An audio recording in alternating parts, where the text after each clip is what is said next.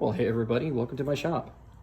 Today I've got a Volvo V70 in here and I'm going to be doing some detailing on it before I sell it. So I wanted to go over a couple of things that I do in order to get a car ready to sell and a couple of things that you could do as well. The first thing that I notice on a lot of car pictures is that you can definitely see the swirl marks when you actually get the picture done and in the sunlight. That's not a terrible thing, but there's some really easy things you can do to correct that. Now, I don't go so easy. I actually do cutting and polishing and buffing, but I'll show you the difference. Now, you can see that this car right here, you can see the line. This is before I've done any paint correction, cutting and buffing.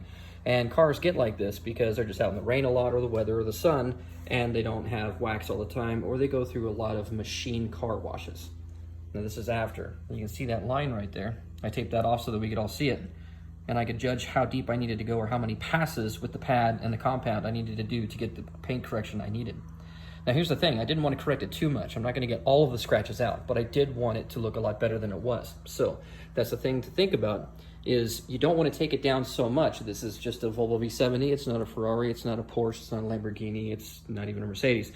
However, they're a really nice car, and from the factory they come with some pretty deep clear coat, but I didn't want to make it thin unnecessarily.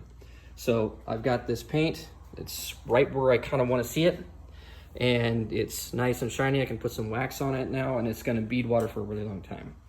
You don't have to go to that extent. You can just put some wax on there. Normal wax covers up a lot of the swirl marks and a lot of the scratches, makes them look less apparent. The other thing, I did little things, like I take the license plate cover off and I clean underneath it. You can see here, if I didn't take this license plate cover off, it's going to have all the scoop under it.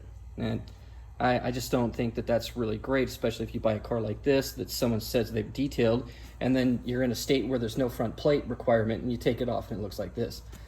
So the other thing too is I'm going to get in here and I'm actually going to clean in between all of these grays. The other thing that I've done is I use product before I've done any paint correction. I use product on the trim.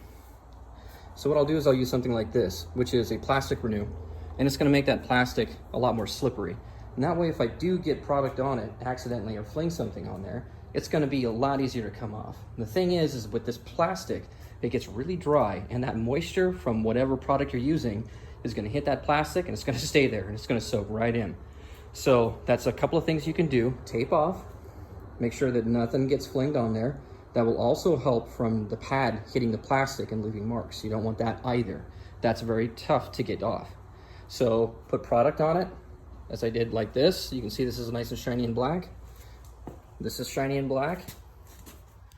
Not so shiny and black. So I haven't done that yet. See the difference right there?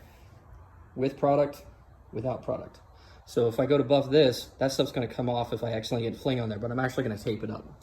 The other thing, make sure that you work from top down, or at least that's what I like to do. So the top of this has already been paint corrected and buffed, whereas the sides haven't. I'm gonna do the hood next, the rest of the hood, and go from there. But just little things that you can do to get a car to sell better. I'm also going to be taking off this stuff, like I did over here. All right, have fun. Make sure that you do some of these little things, and you're gonna get a lot more out of your car when you go to sell it. Bye-bye.